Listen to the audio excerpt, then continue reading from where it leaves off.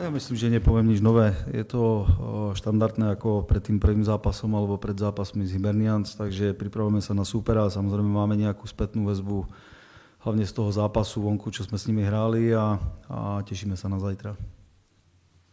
Ďakujem. A ešte otázka na pána Ďuriša.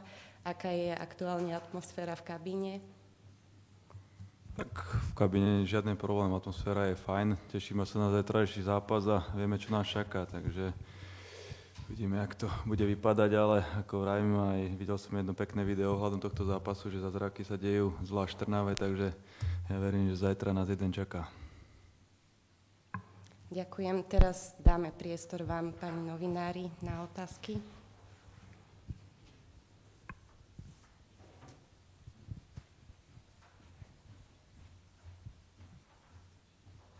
Dobrý deň, Kolečanský Markíza. Tak prvá otázka teda, v akom stave je káder a či sú nejaké absencie a či sú všetci v pohode?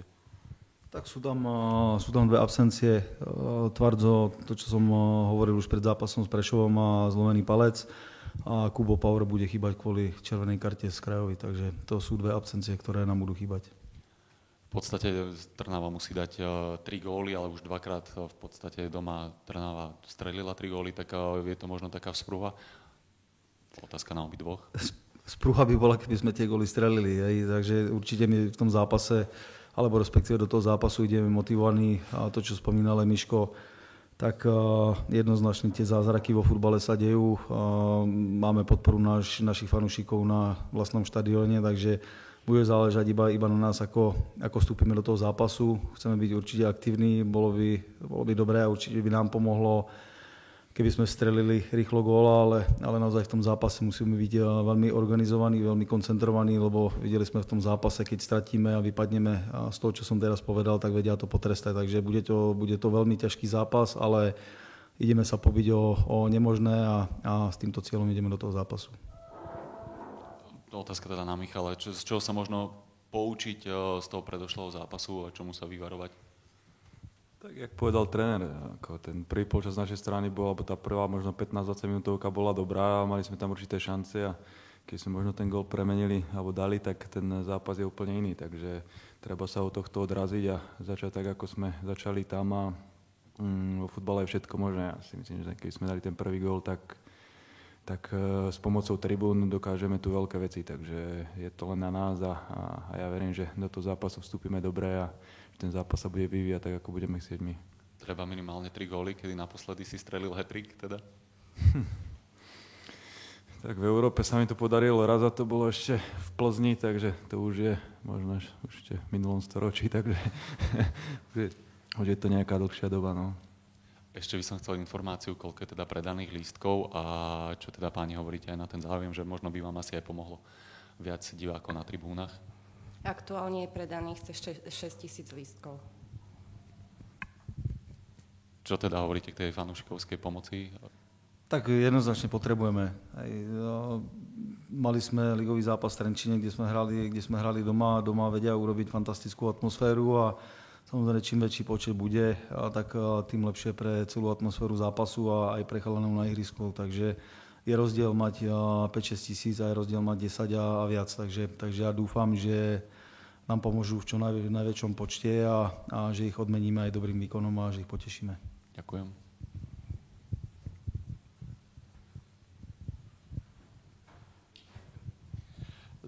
Pán tréner, spomínali ste ešte pred tým prvým zápasom, že Krajova má určité slabiny v tej defenzívnej časti hry.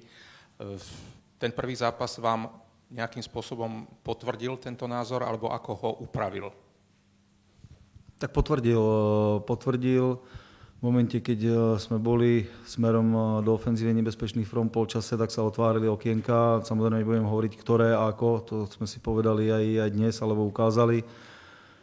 Dôležité, aby sme boli trpezliví, aby sme sa neponáhľali s loptou, lebo každú strátu alebo takúto uponáhlanosť vedia potrestať. Takže vieme, aké majú slabiny, v ktorých priestoroch, v ktorých hráčoch a budeme sa snažiť využiť tieto ich veci, ktoré majú v defenzíve. A v momente, keď nebudeme nebezpeční, tak budeme mať problém, ale viem, že budeme nachystaní na zajtra, takže že budeme hroziť.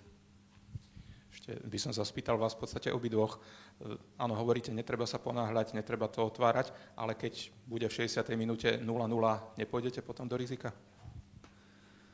Tak znovu, to je hypotetická otázka, keď bude v 60. 0-0. Takže uvidíme, aký bude priebeh. Hrá sa od prvej minúty, budeme chcieť byť aktívni od prvej minúty. Aký výsledok to prinesie do tej 60. minúty, to uvidíme. Samozrejme by sme chceli, aby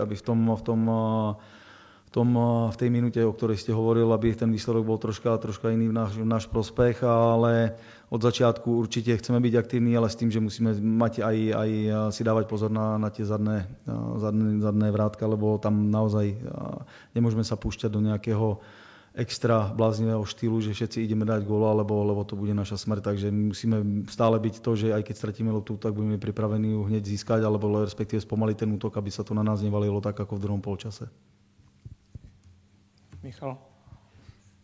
Už povedané bolo všetko, takže ja verím, že ten prvý polčas sa bude vyvíjať, že podľa nás, že dáme ten prvý gól a vrajím, všetko je možné, ale určite netreba blázniť, lebo tú kvalitu majú hlavne v ofenzíve veľkú.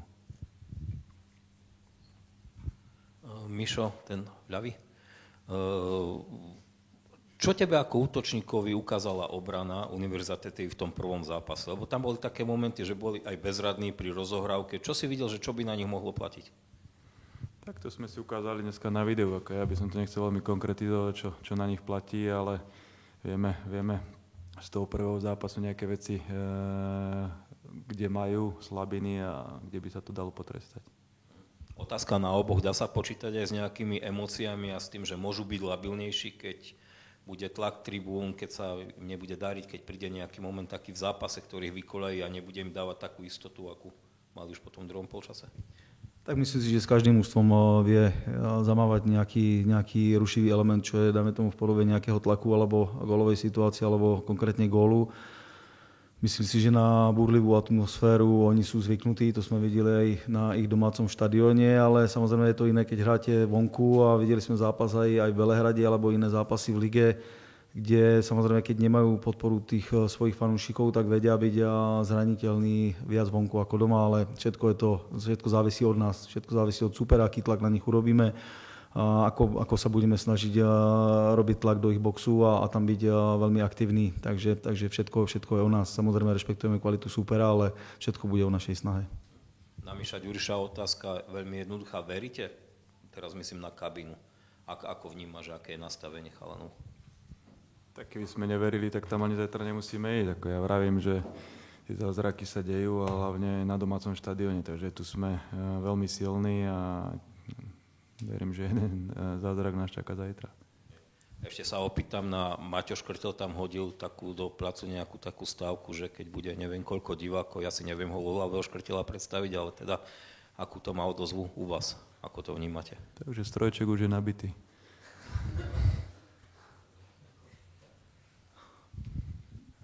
Na trénera určite ste si zisťovali aj nejaké informácie z tábora súpera.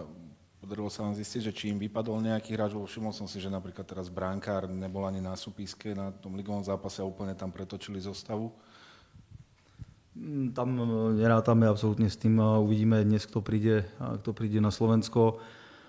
Tak ako my sme prerotovali, oni prerotovali, myslím, že 10 hráčov, iba ten pravý stoper ostal v základnej zostave aj dával góla, takže nechali oddychovať hráčov. To isté mali aj pred tým našim zápasom, kde v Kluži vyhrali a tiež mali prerotovanú zostavu, takže majú ten káder široký, majú kvalitu a teraz nechceme pozerať, kto nastúpi, nenastúpi. Proste my chceme byť úspešní v tomto zápase a nemôžeme pozerať na to, kto hrá alebo kto nehrá. V tom ligovom zápase s Hermannstadtom sa prezentovali takým štýlom, aký bežne, alebo už tam možno sa pripravovali nejako inak, že zaregistrovali ste tam možno nejakú zmenu v pohľade taktiky, že či si neskúšali niečo na odvetu? V ktorom zápase myslíte? Teraz, čo hrali ligový zápas cez víkend? No, poviem na rovinu, ten posledný ligový zápas tým, že akú malú zostavu som nepozeral. A ako som povedal už na prvej tlačovke pred Krajovou, tak oni reagovali proste iným rozostavením na spôsob hry Sarajeva. To, čo predtým v lige nemali, takže ja som sa nechcel nejakým spôsobom rozptýlovať ich hrou teraz, keďže aj celé mužstvo mali vymenené, ale my sme čerpali sme hlavne z toho nášho zápasu a proti tomu, keď hrali proti trojobrancovému systému, toto pre nás bolo dôležité. Ešte na Marianu jednu doplňujúcu otázku. Z Rumunska prídu nejakí fanúšikovia a koľko ich je ohlásených? Áno, fanúšikovia prídu. Zatiaľ máme informáciu, že je predaných 78 stupeniek.